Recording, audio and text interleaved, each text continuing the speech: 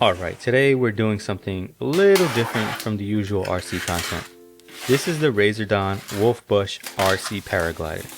And instead of speed, tires, or suspension, this thing's all about lift, balance, and reading the air. I've been curious about RC paragliders for a while, so let's crack this open and see what's inside. Right out of the box, everything is packed pretty cleanly. First thing you notice is all the accessories.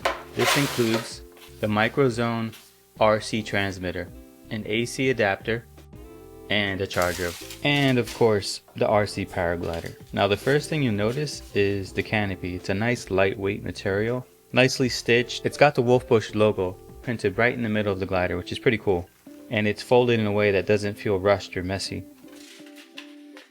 Line management is everything with this type of RC. You've got the suspension lines bundled neatly, the harness and motor assembly ready to go, and the controller, all laid out so you can actually tell what's what without needing a manual immediately. This isn't a snap it together and send it kind of RC. It's slower, more methodical, and honestly kind of relaxing to set up. You're paying attention to how everything connects, how the lines sit, and how the wing wants to open. Nothing here feels overly complicated, but it definitely rewards patience. If you rush this part, you're probably going to feel it later in the air.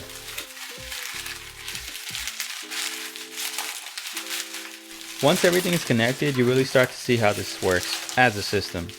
The motor, the harness, the canopy, all of it is designed to work together rather than overpower anything. Surprisingly enough, this canopy is bigger than I thought it would be. Not a bad thing here. The B3 Pro compact charger lets you know when every cell is charged. It also comes with an AC adapter to get you plugged up and charged up for the sky. The Philips multifunction international power adapter is clutch because I'm in the States and we definitely need a converter here.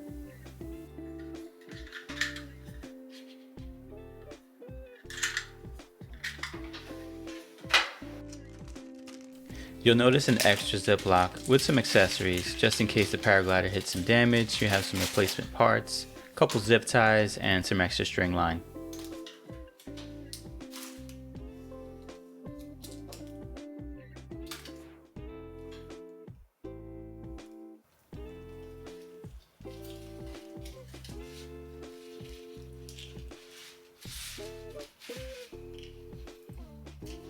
Now, the battery location is really convenient. It's right in the front of the paraglider.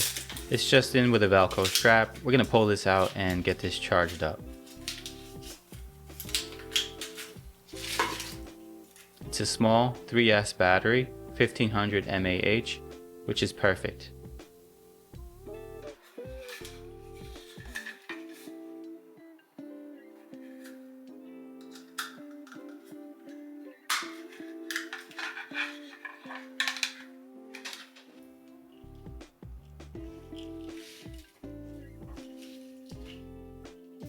Powering it on for the first time is actually pretty satisfying.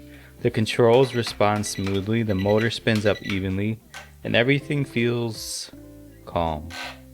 That's probably the best word for it. This RC doesn't want to fight you, it wants you to work with it.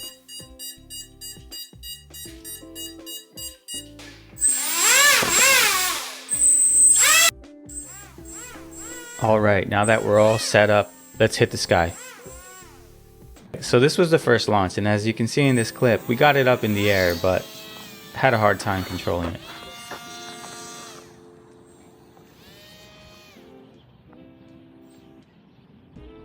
Now this probably was the fifth launch. We had a couple crashes prior to this one going up, and I gotta say, it isn't the easiest thing to fly right off the bat. If you're not used to flying planes at all, it's definitely more of an advanced RC opposed to just an RC remote control car that's on the ground.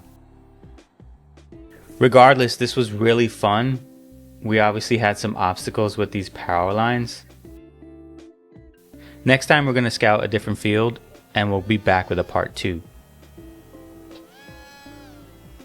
Overall, this was really fun to fly. I'm back fully up. My son and I had a good time getting this thing in the sky.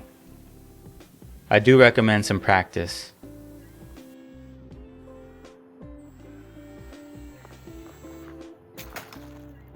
Nice one.